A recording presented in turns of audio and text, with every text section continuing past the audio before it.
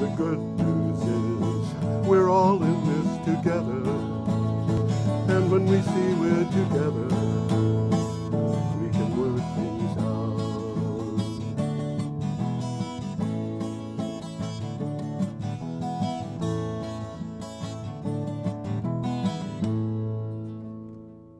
Hello, ladies and gentlemen. This is Energy Week with George Harvey and Tom Fennell. Not Tom Fennell. Lori Cartwright. And I should tell you all, Lori, you're an attorney, right? I am an attorney. Do you have a doctorate at law?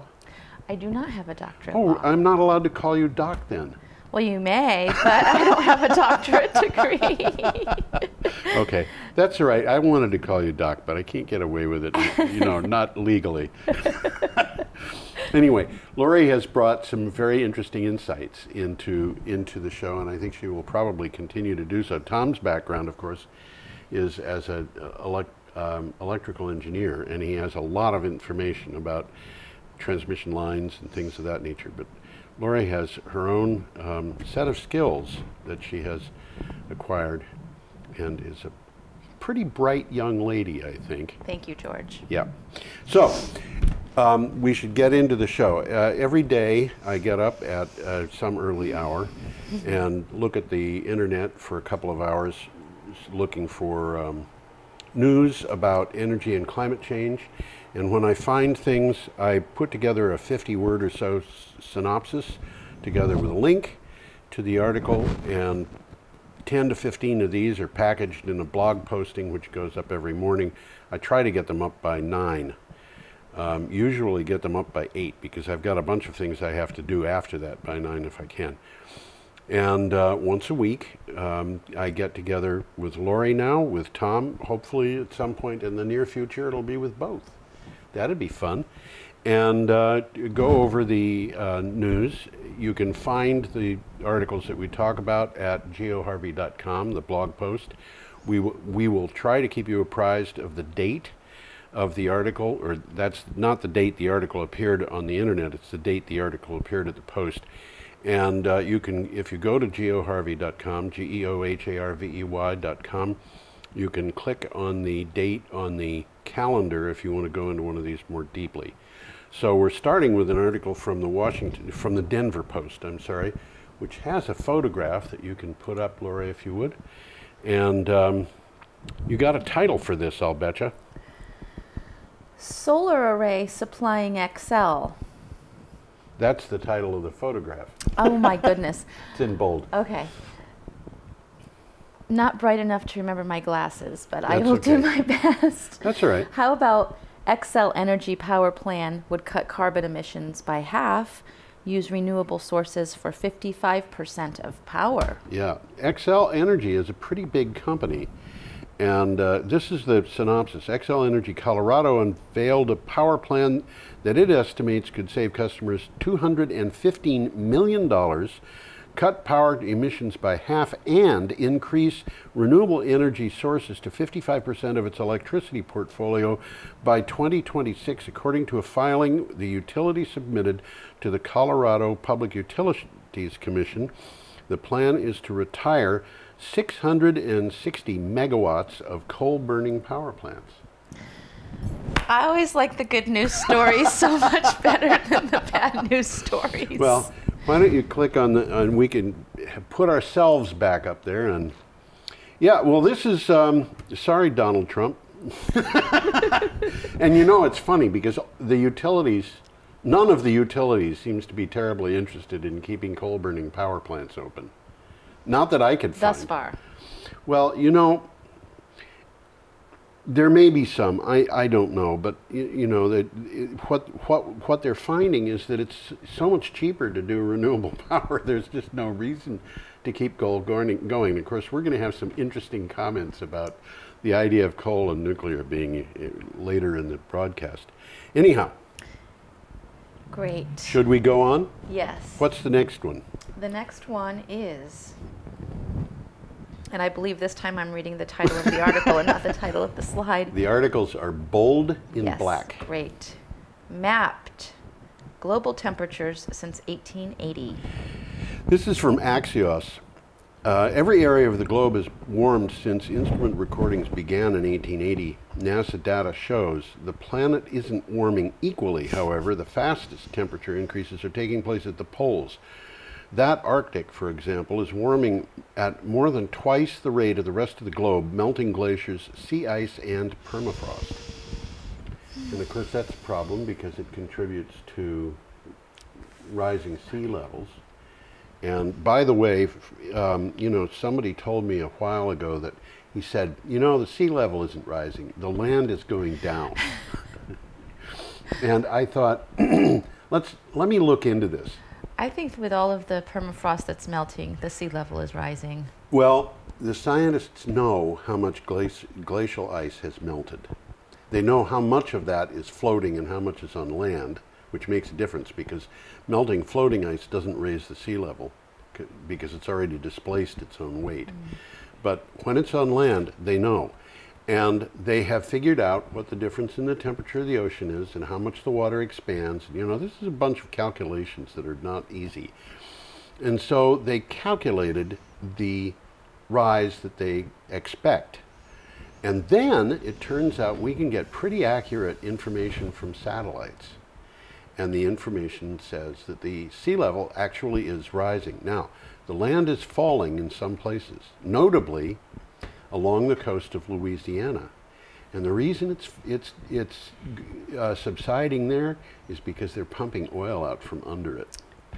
And Cameron Parish in the southeast corner of Louisiana, virtually everybody in the county has been told you're going to have to leave within 25 years because the county's going to disappear under the water. I'm surprised 25 years. I would have thought sooner, but Some of them are An probably expert. going to have to leave sooner, you know. I mean, the Louisiana parishes are county-sized. They're counties for practical purposes. I just had to say how quaint I thought it was in the synopsis. That Arctic, for example. Yes, indeed.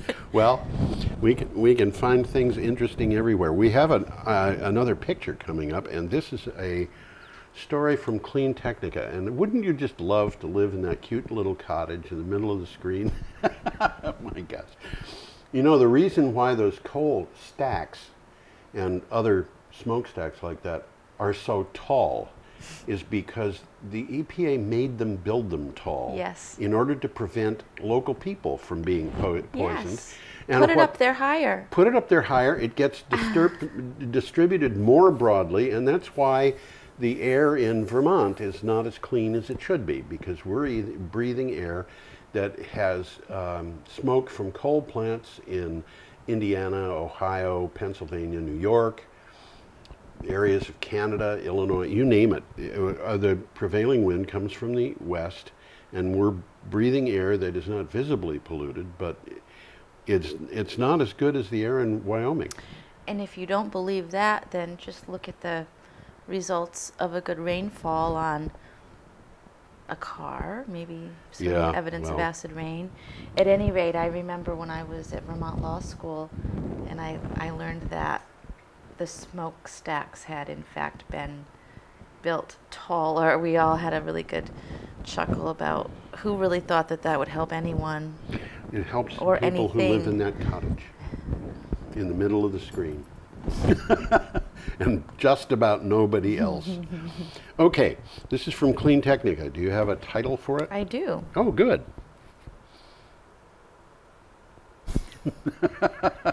But you're not going to tell us. I'll read it to myself. Does that help? Go ahead, Lori. U.S. still subsidizing fossil fuels to tune of $27 billion. Research from the Natural Resources Defense Council, the Overseas Development Institute, Oil Change International, and the International Institute for Sustainable Development found that the U.S. government spent $26 billion in both 2015 and 2016 on support of fossil fuels. Of this, $15 billion was for production and $1 billion was for exploration.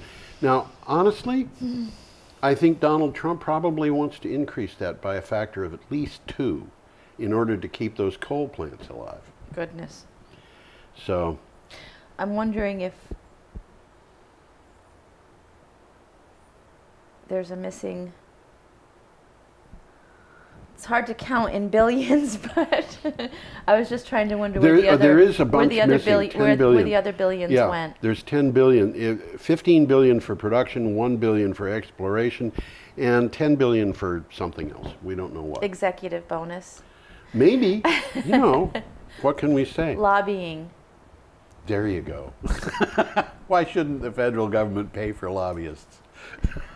Campaign contributions. Possibly. Shall we move on? Sure. Okay. We are up to Friday, June 8th. We should probably have ourselves on the screen. I hope my difficulty reading without my glasses isn't contagious. I don't think it is. Oh, good. Okay. And this is an article from Inhabitat, which tells us about the $17 billion. Trump's nuclear bailout could cost consumers up to $17 billion each year. I want to point out this is just nuclear. It's not coal. And I think he wants to put more money into coal than nuclear. According to an updated report of the Nuclear Information and Resources Service, Trump's subsidies for nuclear power plants will increase the overall cost of electricity by up to $17 billion a year, and that does not include subsidies for coal-burning plants. Now, you know, Lori, one of the things that was really striking about this article, I tried to figure out how much that subsidies for coal-burning plants would be, and I didn't find a figure. But I did find a whole bunch of news items coming from West Virginia and Kentucky and Wyoming where they make coal. Well, guess what? Those states use a lot of coal for their electricity.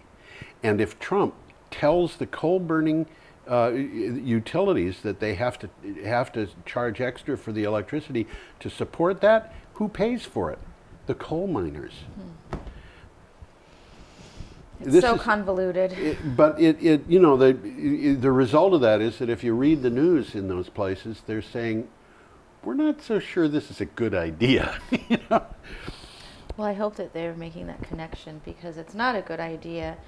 And I promised I wouldn't make this all about nuclear, so I won't. But I'm glad that that made it into the news this week. Well, okay, so we're up to an article from Clean Technica, and we have another picture, this one of Chinese solar panels. And there it is. Those are Chinese solar panels, and I don't think they're actually floating, but they're built over water. And it's interesting to see that there's vegetation growing under the panels, but not not elsewhere where there's no panels. That is interesting. Yeah. I didn't really detect the details in that when I looked at it on my small screen. Yeah. You have Again, without my glasses. Again, without the glasses. Go ahead. Chinese solar shift rewrites 2018 forecasts. Prices expect to fall by 35%. This is fascinating. China's decision to curtail solar development this year in an effort to prevent oversupply has resulted in significantly revised forecasts for the Chinese and global solar markets. Forecasts on China's solar installations for the year were revised downward by up to 40%. Expectations are now that solar module prices will fall by 35%. Now, what that means is the Chinese, who make over 80% of the solar panels in the world, are going to be selling more of them abroad. That's going to make it possible for them to loan more money to African and South American and Central American countries to put solar into their lands, and expanding the Chinese economy. I mean, the China's winning on this one. And the environment. And the environment. But the interesting thing is the prices of the solar panels are going to go down by 35%. Is this an answer to Donald Trump's 30% tariff on solar panels? It means that the solar prices in the United States are probably going to go down despite the tariffs. That is so amazing. That is really the best news I've heard all day. Well, there's a thing called Wright's Law, and we could do a whole show on Wright's Law, but Wright's Law basically says the more you do something, the better you get at it. And it actually assigns numbers to that. Not specific numbers, but it says you can find out what the difference in price is going to be. And it says, like, okay, so you double the number of solar panels you've made, you're going to see a decline in price that's 30% or something like that. And if you double that number again, you'll see another 30% decline. So the price of panels is going down because they're making so many of them. It's an interesting phenomenon. I remember my economics classes many years ago. Yeah. But this is it. Yeah. Okay. All right. Our now, next, yeah? I was thinking that you would tell me to put us back up. Probably. Not even 2 weeks into this, and I'm almost you're mastering there. it. Yeah. Okay. So, hurricanes are slowing, which could be a big problem. All right. Now, this is not the speed of the wind in the hurricanes. It's the speed at which the hurricanes are moving across the land. Okay. Yes, that is troublesome. Tropical cyclones are moving slower around the planet, a study from NOAA scientist James Cosson said. The study, released in the scientific journal Nature, showed a 10% decrease in the forward speed globally between 1949 and 2016, though there is some variation among ocean basins. Slow-moving storms leave more rainfall in the areas they visit. Now, that's what happened in Hurricane Harvey.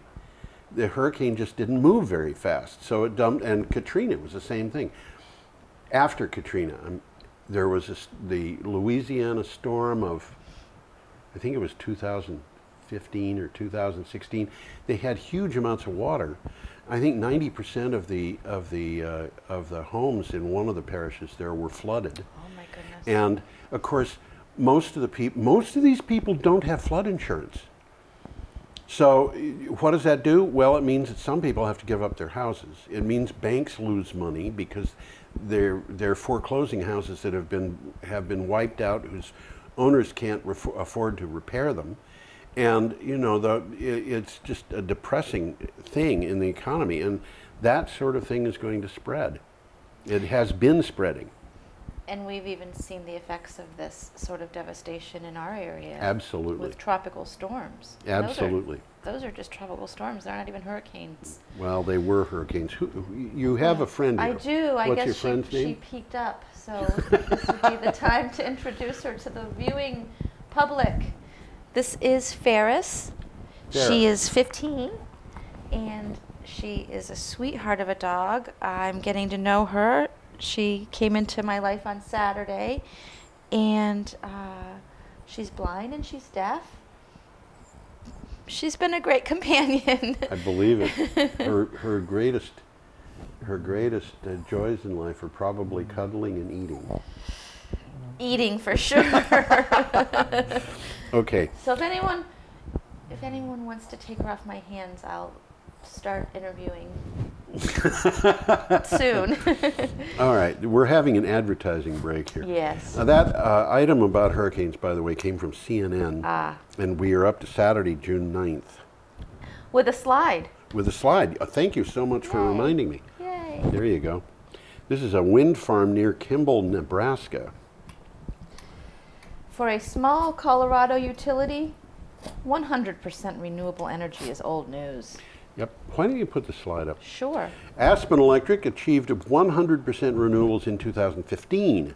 And now the residential rates for Aspen, I love this. The residential rates for Aspen's customers rank among the lowest in Colorado. Oh my goodness.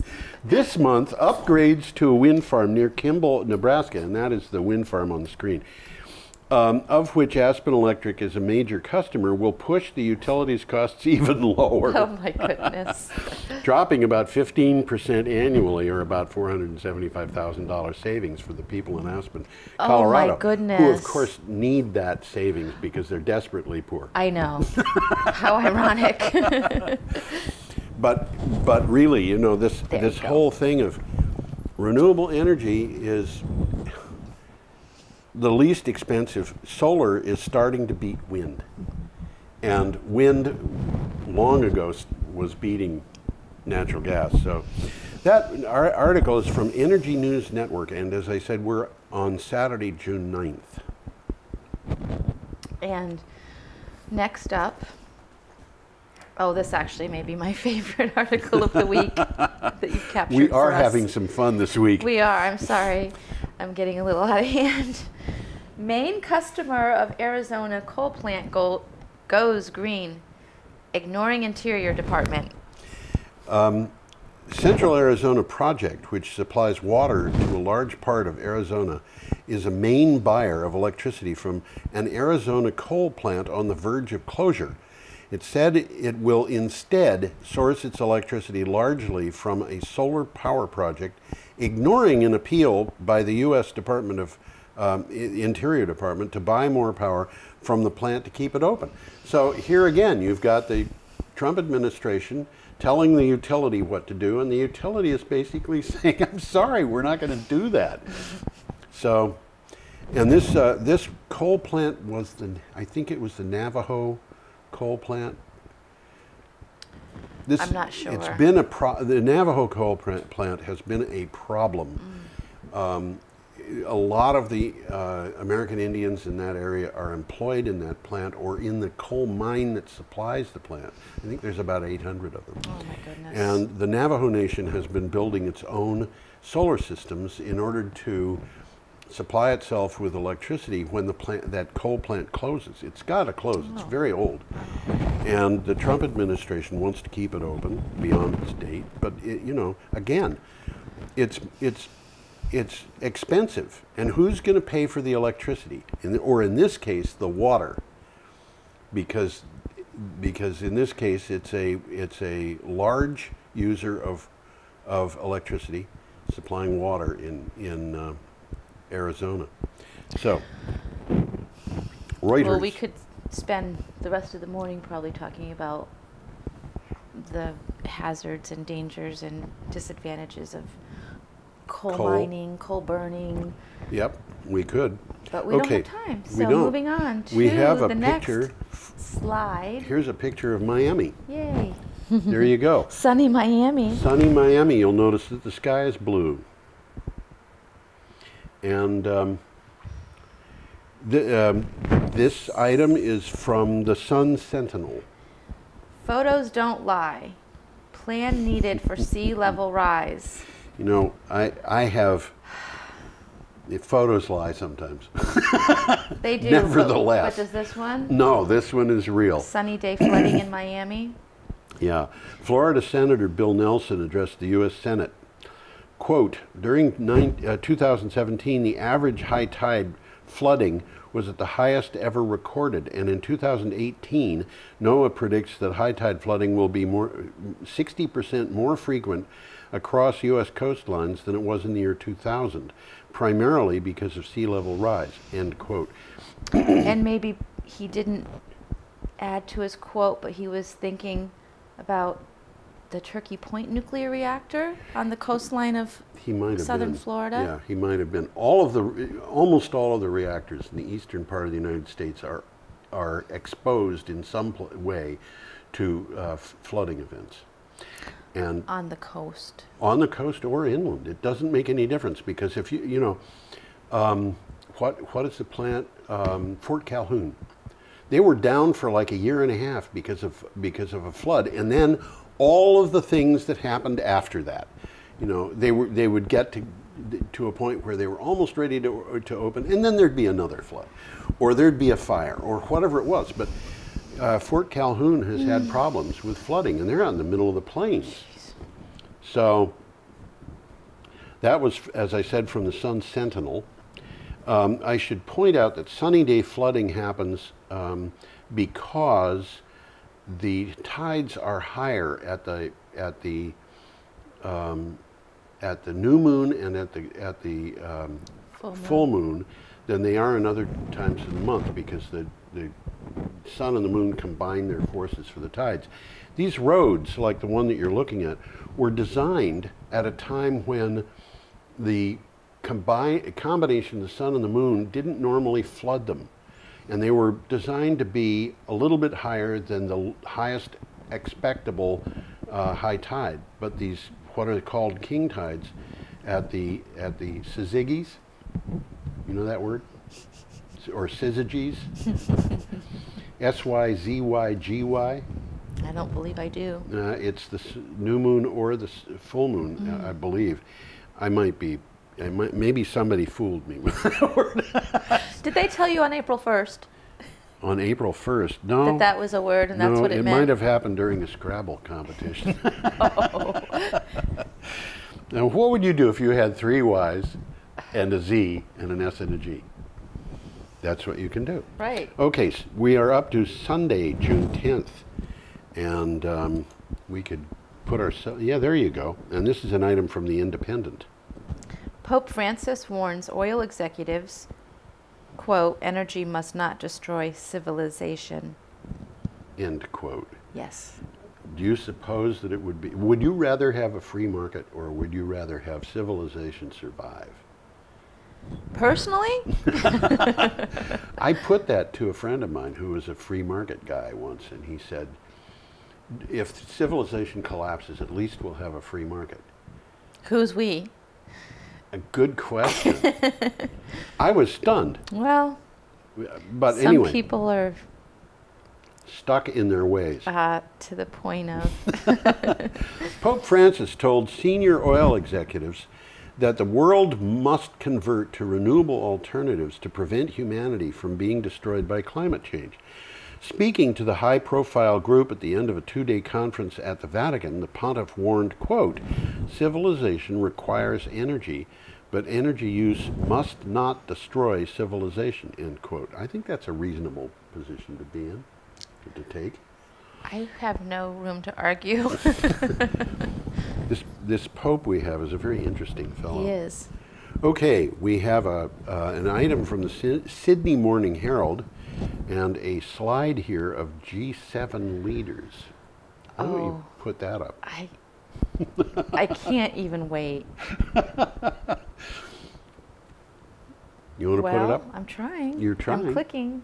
You're clicking. There it is. Aha. Okay, this is from the Sydney Morning Herald. What do you got for a title?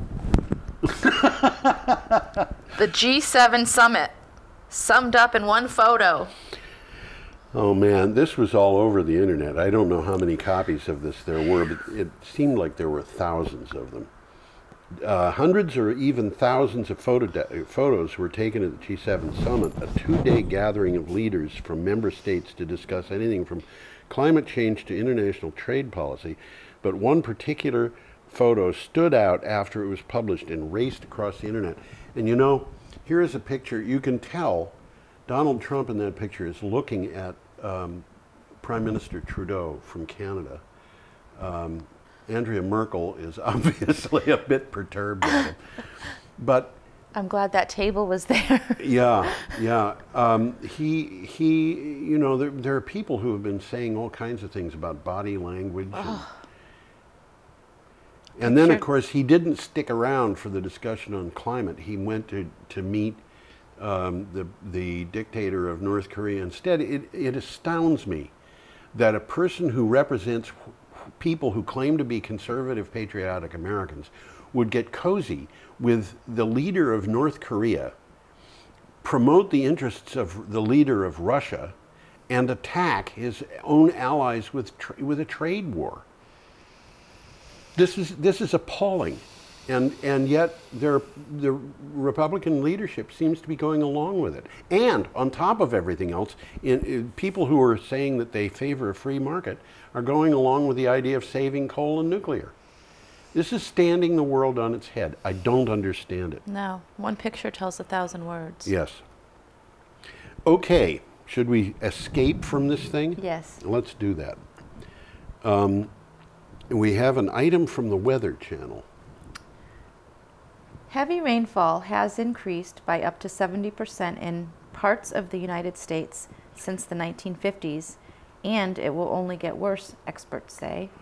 Heavy rainfall from storms has increased in the United States since the 1950s and will only get worse in coming years thanks to global warming, scientists say. The EPA noted, this is interesting, here we've got Scott Pruitt's EPA saying this, noted that heavy rainfall events increased by 70% in the Pacific Northwest, where increases are worst. But increases are also seen in the Midwest and the Upper Plains. I got news for you. They're seen in Texas, they're seen in Vermont, they're seen all over the place. And what they're saying is the heavy rainfall events are getting worse, so is drought. So what do we do about that? Well, something different than what we're doing now. Yes. What we should do is cozy up to the Canadians and the Mexicans. I won't go there. I mean, I'm not saying that I'm wrong there. I'm just saying I think we don't have time to deal with that. Okay. Okay. I was late. We are up to Monday, June 11th, and we've got a picture of a solar farm. Excuse me. And this is from Clean Technica. There it is. Yes. In all its glory. India increases its massive 2022 renewable energy target by 28%. What about that? Several years ago, India set what seemed to be a lofty target of 175 gigawatts of wind and solar energy by March 2022. Few believed that it was a practical target, but then India plowed forward and happily impressed the world. This week, that goal was increased from 175 gigawatts to 227 gigawatts. India has installed more than 70 gigawatts already, and additions will be coming faster. Again, you know, India and China are just outshining the United States. So is Europe. I don't know, but you know, we are trying to save obsolete technology. Some of us are. Yeah, I mean we as our administration is. So our next item is from Inverse, and we are going to hear about Kilauea. Volcano Kilauea destroys Hawaii's only geothermal plant, a top source of energy. Yeah. One of Hawaii's Civil Defense Agency's biggest fears about the volcano Kilauea has been realized. Puna Geothermal Venture, Hawaii's first and only geothermal plant, was flooded by lava, destroying 2 of its buildings and shuttering down the plant. PGV, that is Puma Geothermal Venture, contributes 30% of the electricity for the island of Hawaii, according to the US DOE. Now this is a problem when you lose 30% of your electric source. Wow. And what they have to do is start turning on some of the diesel generators that they had. Oh my goodness. I mean, basically this is the story of islands, is that in the past, most of them operated on coal or diesel power. And that's why the islands have been moving away from those so rapidly. Okay, should we go on? Sure. This is an extremely boring photograph that's coming up. There it is. This is from Alpher, A-L-P-H-R. I don't know how to pronounce that. I don't think anybody else does either. Let's see. Oh, the Hawaiians would have a fun time with that. Yeah. Berkeley water collector in the lab. That's the slide. That's the slide. The title of the article is, "This solar-powered box wrings water out of thin air and could help solve the problem of water shortages across the globe." A team of researchers at UC Berkeley developed a potential solution to water shortages, a box that can harvest water out of desert air without any need for power other than sunlight. The key to the advice is not a pump or a solar panel operated tap, but rather the materials contained in the box, what the chemists call a metal organic framework. Now, this thing had me fascinated, and part of the problem with it was that when I looked at the articles about this that were online, they all showed, not all of them, this one showed this box, but a bunch of them showed solar panels. And the article was about a technology that doesn't need solar panels. It's that box. It has no energy input aside from the heat of the sun. And what happens is that the metal organic framework is so absorptive that it will absorb water out of very dry air. Wow. And then what happens is when the temperature changes, that water drops out. So you get water out of the thing, and it just happens. Wow. I would love to know how much something like that would cost. Well, my guess is it's pretty expensive now. But, you know, if they make 2 of them, then the cost will drop. Right? And if they make 4, it'll drop again. Oh my goodness. So when you start making these things, you could wind up... Now, it will make the air drier if you have huge numbers of these things. But then on the other hand, all you got to do is turn on big water sprays in the ocean off California, and it'll make everything moist. This is really amazing. I love this story. Yeah. We are up to Tuesday, June 12th, and an item from Clean Technica. MIT discovery recaptures fresh water from cooling towers. More water. In a study published in the journal Science Advances, a team of MIT researchers said 39% of all fresh water withdrawn from rivers, lakes, and reservoirs in the United States is earmarked for cooling at power plants that use fossil fuels or nuclear power. They devised a way to capture some of that water vapor in a process they say is cost-effective. So the utilities that have these plants can actually save water. What? I was pointing to the picture of the box. The box. Well, this is a little different. That way. Yeah, this is a little different from the box. But they can save water by using these things. And again, that's an advance which will probably be installed because it's cost effective. But there's another story here, and that is almost 40% of the water that is being used for cooling dirty energy. Oh dear. Although the nuclear people would tell you nuclear power is not dirty. Some of them would try to argue that. That's a fascinating concept. Isn't it? Well, you see. Oh, it's so fascinating. My microphone jumped off of my shirt. That's all right. Okay, excuse me. That's okay. There's a lot of mess that comes with nuclear power, and some of it is from mining. From the beginning. From the beginning. From the beginning. To an end that we haven't seen yet, and won't see for hundreds of thousands of years. Right. You know, the Italians figured out a way that is absolutely objective of determining how long nuclear waste can be regarded as deadly.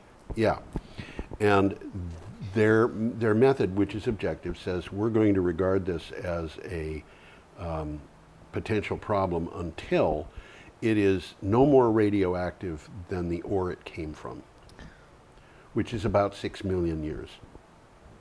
Now think about what human beings looked like 6 million years ago. I think they probably looked more like lemurs. People, amoeba. when we think of the time frames of nuclear power, we're using numbers that are so big. I mean, when did history start? 5,000 years ago in Iraq? Nowhere near 6 million. Well, you know, in Europe, in parts of Europe, you have, well, we know about ancient times and then what they called the Dark Ages or the early medieval. And then you had the high medieval, and then you had the late medieval, and high medieval started in England, they say. This is the date, 1066, Norman invasion. Normandy. Okay, at just about that time, prehistory ended in Finland. The Finns had no history prior to that date. So history in Finland is not 1,000 years old. We don't know what those people were doing 1,000 years ago. And nuclear people want us to look 10 or 20 or 30,000 years into the future, guarding waste that we are creating and nobody else will have any use of. Well, and it's deadly. And it's deadly. Although science has ways of using that, it's just doubtful whether it's worthwhile. Okay, we are up to, and you know, I should look at the date again and make sure that we're on Tuesday, June 12th. We are. And this is from Renew Economy, and we have another picture. No, we don't have a picture. We don't? Well, that's not the picture that we, I think I'm missing a picture. Solar power plant? Yeah, I think I'm That's missing not a it? picture. That's not the picture. Oh, there it is. There it is.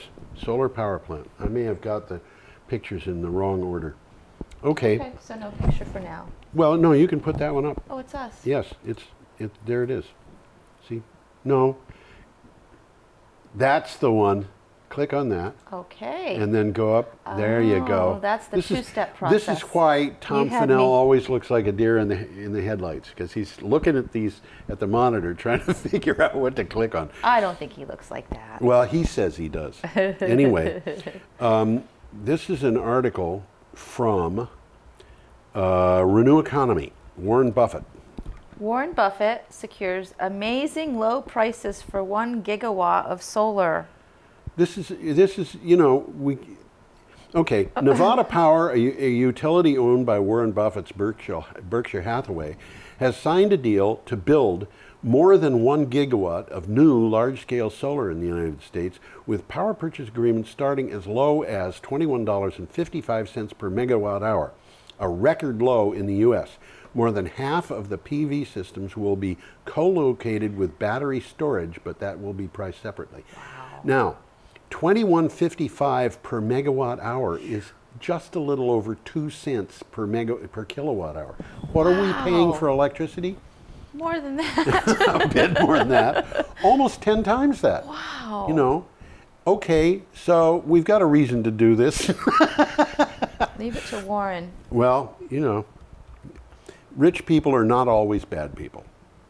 And Warren Buffett may or may not be, I don't know.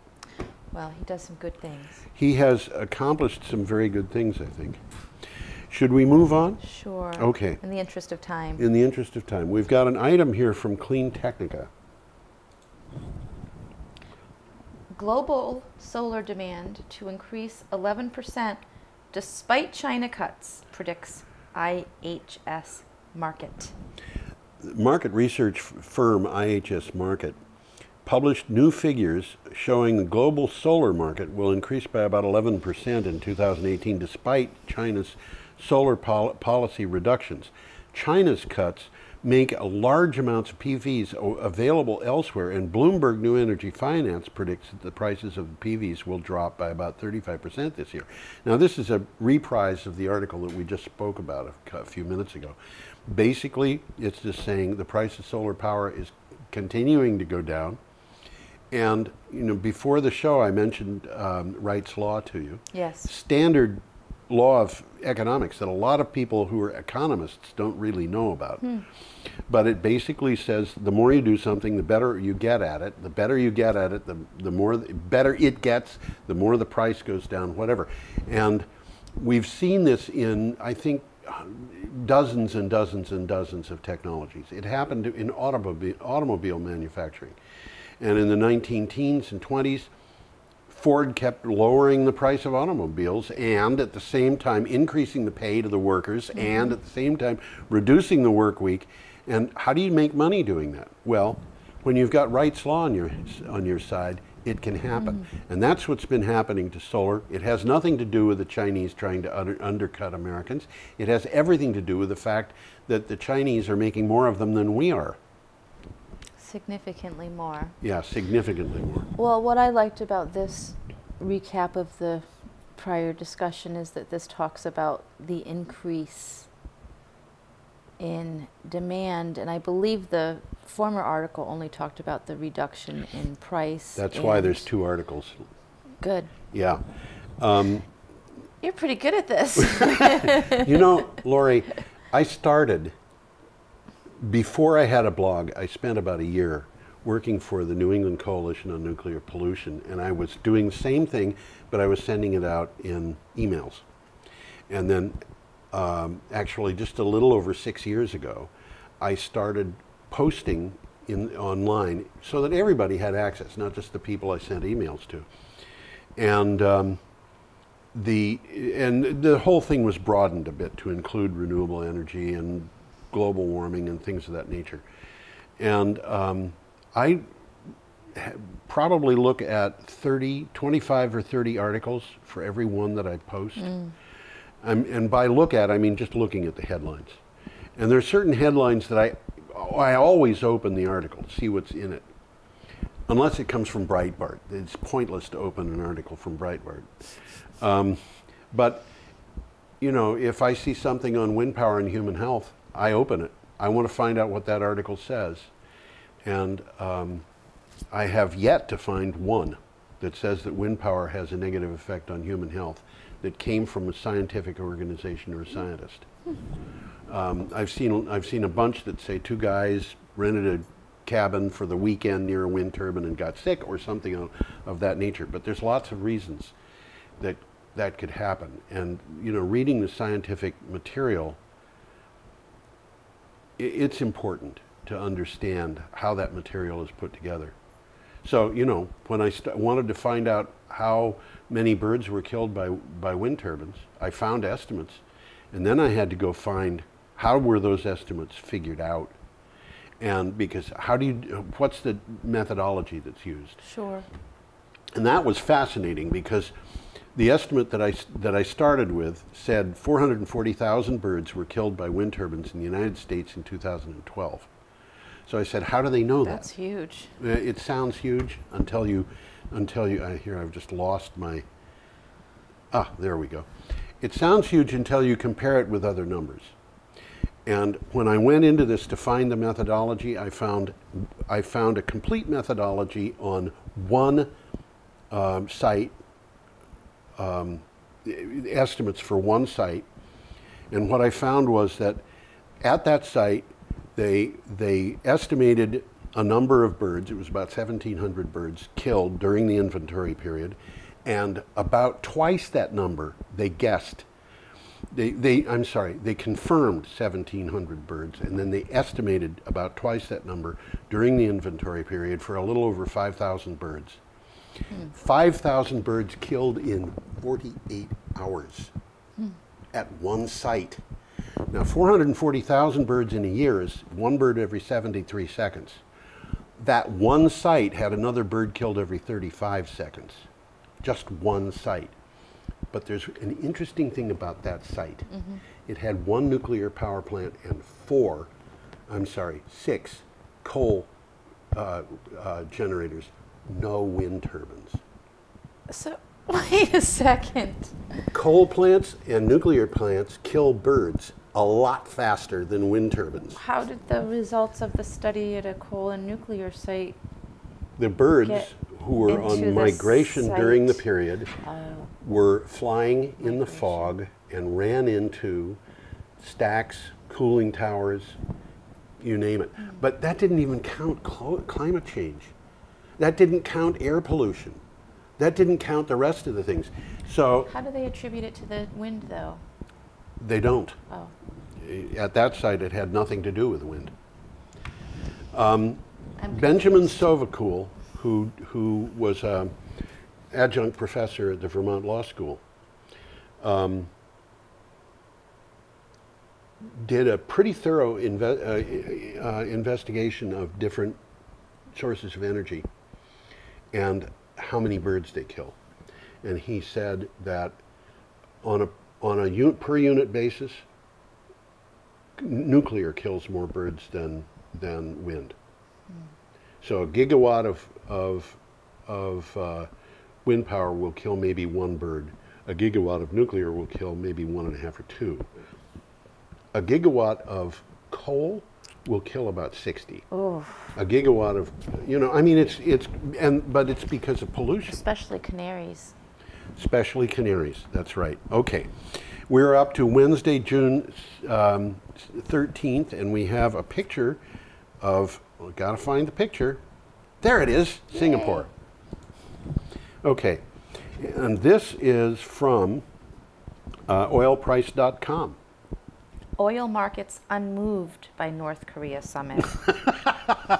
Well, the oil markets shrugged off the historic meeting between Donald Trump and North Korean dictator Kim Jong-un. Both sides hailed the summit as a breakthrough with pledge toward denuclearization, but as expected, there was a lack of even the most basic details on how it might get there. Oil was flat on the start of Tuesday, and I've read since then, since I saw this article, the United States sanctions will drop when the North Koreans have denuclearized, which will take years. So, basically this was pomp and circumstance. Pomp, circumstance, and trying to get everybody to feel good about Kim and Trump, I think, but I'm not sure. And a way to dodge the G7 meeting regarding climate change. Yes, something like that. Trump left the G7 meeting to do this horribly important thing. Okay, this picture, by the way, is a picture of Singapore where Trump and Kim met. And that picture, as I understand it, was taken from the hotel that Kim stayed at. That was similar to his view. Although this was actually taken years ago. Okay, should we move on? Doesn't show the crowds in attendance. No. Okay, should we move on? Sure. Okay, and our next item is from Reuters. Trump's coal nuclear bailout, no shield from hackers, according to cyber experts. Bailing out nuclear and coal-fired power plants will not help toughen the U.S. power grid against cyber attacks, as the Trump administration claims, according to cyber experts. Hackers have a wide variety of options for hitting high-profile targets, such as electric infrastructure or nuclear facilities. The ability to store fuel is not relevant. Well, what do the cyber experts know? Trump's an expert in everything. Okay. According to Trump. Yes. Isn't that what he always says? I'm very, very good at that. Yeah, he also says, I have a really good brain. And who was Trevor Noah did a thing. It was absolutely hysterical about Trump before he was elected. And he showed Trump saying, I've got a really good brain. And then he showed Idi Amin saying, I've got a really good brain. And he did this with a whole bunch of African dictators. And then, of course, he finished the whole thing up in one of the languages that they speak over there that has clicks in it. Oh, I didn't see that. Oh, Trevor Noah, when he gets into native languages from Africa, they're fascinating the way they sound. I'll have to look for it. Yeah. Okay, should we go on or should we?